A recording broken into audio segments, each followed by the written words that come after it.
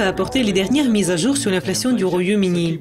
Donc ne manquez pas ce calendrier économique pour apprendre plus. Je m'appelle Sam Meredith. La première publication va apparaître à 6 heures du matin et c'est celle de la version finale de l'indice des prix à la consommation de l'Allemagne pour juin. Une estimation préliminaire suggère que les prix ont reculé sur une base mensuelle ayant inversé une hausse de 0,1% enregistrée au cours du mois précédent.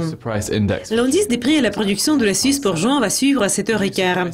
Les prix à la production reculent depuis 2 mois, mais on prévoit que cette publication va montrer une légère augmentation.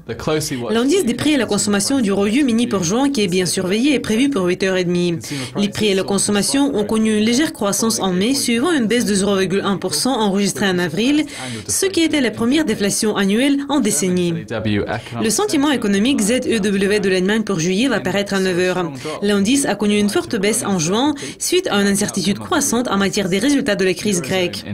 La production industrielle de la zone euro pour mai va paraître à la même heure.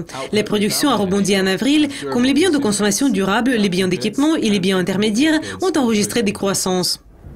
Le gouverneur de la Banque d'Angleterre, Mark Carney, va faire un discours bien surveillé à 9h15 lorsqu'il va témoigner sur l'inflation et les prévisions économiques devant la commission parlementaire du Trésor à Londres. Les ventes détail des États-Unis pour juin, qui sont d'une grande importance, vont paraître à 12h30 GMT. Les ventes progressent depuis 3 mois, suggérant que l'amélioration du marché du travail a finalement résulté en une hausse des dépenses des consommateurs. Les stocks des entreprises des États-Unis pour mai sont prévus pour 14h. Les stocks ont progressé plus que prévu en avril, même si les ventes ont également progressé. Et la dernière publication va paraître à minuit et demi GMT et c'est celle de la confiance des consommateurs Westpac de l'Australie pour juillet. L'indice s'est affaibli beaucoup plus que prévu en juin et a inversé un gain de 6,4% enregistré en mai. Donc c'était les publications qui pourraient secouer les marchés d'échange mardi, le 14 juillet.